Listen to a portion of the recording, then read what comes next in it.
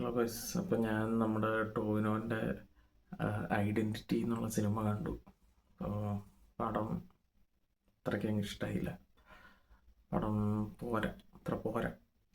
അപ്പോൾ നമ്മൾ അഖിൽ അനസ്റ്റീനിൻ്റെ ഫോറൻസിക്കിന് ശേഷം ടോവിനോയായിട്ട് ചെയ്യുന്ന സിനിമയാണ്. അപ്പോൾ പടം ഫസ്റ്റ് ഹാഫ് കൊള്ളാം, ഫസ്റ്റ് ഹാഫ് കണ്ടിരിക്കാനുള്ളതുണ്ട്. അതേപോലെ ടോവിനോ നല്ല എഫേർട്ട് ഇട്ടിട്ടുണ്ട് സിനിമയിൽ. ടോവിനോ ഇച്ചിരി മസിൽ കൊടുത്തൊക്കെ ഉണ്ട്, എന്നാലും അങ്ങനത്തെ ഒരു ക്യാരക്ടറാണ്, ഒരു കണ്ടീഷനൊക്കെ ഉള്ള ഒരു ക്യാരക്ടറാണ്. അപ്പോൾ അതിനനുസരിച്ചുള്ളൊരു മസിൽ കൊടുത്തോ, അതിനനുസരിച്ചുള്ളൊരു സീരിയസ്നെസ്സൊക്കെയാണ് പുള്ളി ക്യാരക്ടറിന് കൊടുത്തേക്കുന്നത്.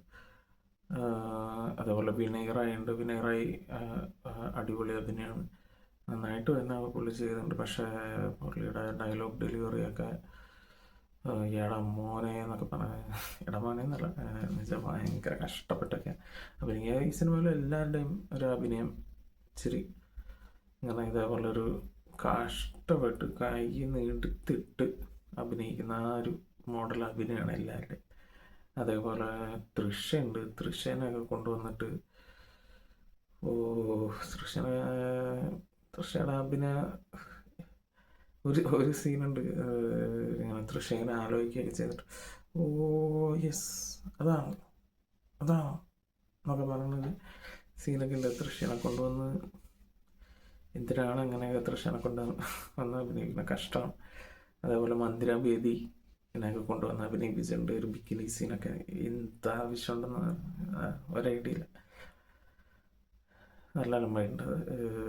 മൊത്തത്തിൽ പടം സെക്കൻഡ് ഹാഫൊന്നും പോരാ. സെക്കൻഡ് ഹാഫിനോടടുത്തൊരു എനിക്കിഷ്ടപ്പെട്ടൊരു സീനുണ്ട്. അതേപോലെ ടോവിനോൻ്റെ ഐഡൻറ്റിറ്റിയും വിനയറായുടെ ഐഡൻറ്റിറ്റിയൊക്കെ മാറിപ്പോകുന്ന, ആരാണ് ശരിക്കുള്ള ആളെന്നൊക്കെ പറഞ്ഞ് ഉള്ളൊരു കൺഫ്യൂഷനൊക്കെ വരുന്ന ഒരു സീനൊക്കെ ഉണ്ട്.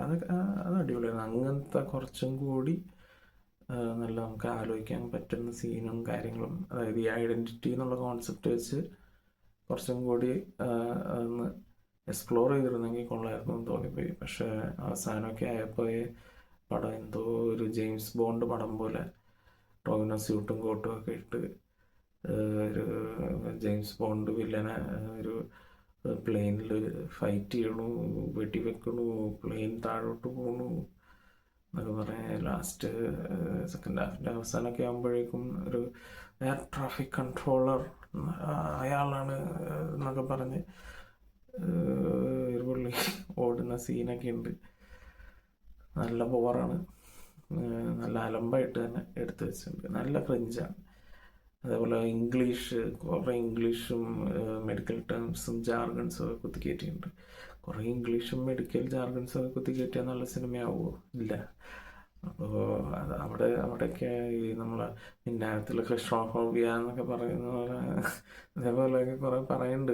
കാര്യങ്ങളുള്ളതൊക്കെയാണ്, ഇവർ റിസർച്ച് ചെയ്തിട്ടൊക്കെ ആയിരിക്കും അത് എടുത്തത്. പക്ഷെ എന്തോ ഒരു സിങ്ക് ആയിട്ടില്ല. അത് നല്ലൊരു രീതിയിൽ അങ്ങ് കേട്ടിരിക്കുമ്പോൾ ഒരു ക്രിഞ്ചുണ്ട്. ഇംഗ്ലീഷ് പറയുന്നതാണെങ്കിൽ ഷമീത്തിൽ എന്നൊക്കെ വന്ന് കടുമുട എന്നൊക്കെ ഇംഗ്ലീഷ് പറയുന്നുണ്ട്. എവിടെയൊക്കെയോ എന്തൊക്കെയോ തകരാറുള്ള പോലെ. അതാണ് 2-3 ഇഷ്ടപ്പെടാഞ്ഞ കാര്യങ്ങളിൽ ഒന്നാണ് ഈ ഇംഗ്ലീഷിൻ്റെ ഒരു അതിപ്രസരം. മലയാള സിനിമയാണ്, ഇംഗ്ലീഷ് ഉപയോഗിക്കാൻ കുഴപ്പമില്ല, നമ്മൾ ഉപയോഗിക്കേണ്ടെന്നല്ല, പക്ഷെ അതിൻ്റെ എന്തോ ഒരു വല്ലായ്മ പടത്തിൽ ഉടനീളം തോന്നി. അതുപോലെ ക്ലൈമാക്സ് ഒക്കെ വളരെ വളരെ മോശമാണ്, പറയാതിരിക്കാൻ വയ്യ. ക്ലൈമാക്സ് ഒന്നും ഒട്ടും പോരാ. അതുപോലെ ടോവിനോ സെക്കൻഡ് ഹാഫൊക്കെ വരുമ്പോൾ നമ്മൾ വിചാരിച്ച ആളല്ല ടോവിനോ ഇതാണ് മറ്റേതാണ് മറിച്ചതാണ് എന്നൊക്കെ പറഞ്ഞ് കുറേ ട്വിസ്റ്റൊക്കെ കൊണ്ടുവരാൻ നോക്കിയിട്ടുണ്ട്. എനിക്ക് ശരിക്കും ചിരിയാണ് വന്നെ അത് കണ്ടപ്പോൾ. അത് ടോവിനോ നമ്മൾ വിചാരിച്ച അതുപോലത്തെ ആളല്ല എന്നൊക്കെയുള്ള സീൻ. അങ്ങനെ അപ്പോൾ മൊത്തത്തിൽ ഒരു അബവ് ആവറേജ് പടം, ഒരു 6 out of 10 അബവ് ആവറേജാണ്. അതേപോലെ ARM എനിക്ക് വളരെ ഇഷ്ടപ്പെട്ട ഒരു സിനിമയാണ് ARM. അതിനുശേഷം ഇങ്ങനെ ഒരു പടം വന്നതിൽ ചെറിയ വിഷമമുണ്ട്, എന്നാലും കുഴപ്പമില്ല. പക്ഷേ അബവ് ആവറേജ് പടമാണ്. വൺ ടൈം വാച്ചാണ് ആൾക്കാർ കണ്ട്. എനിക്ക് പേഴ്സണലി സെക്കൻഡ് ഹാഫ് ഒന്നും അത്ര ഇഷ്ടമായില്ലെങ്കിലും അങ്ങനത്തെ ഇതൊക്കെ ഇഷ്ടപ്പെടുന്നവരുണ്ടാവും. അപ്പോൾ അവർക്ക് മിക്കവാറും ഇഷ്ടപ്പെടാനൊക്കെ ചാൻസ് ഉണ്ട്. അബവ് ആവറേജ് പടം. ട്രെയിലറൊക്കെ കണ്ട് ഭയങ്കര ഹൈപ്പൊക്കെ ആയിട്ടാണ് കണ്ടത്, പക്ഷേ വിചാരിച്ച അത്രയും എത്തിയില്ല സിനിമ.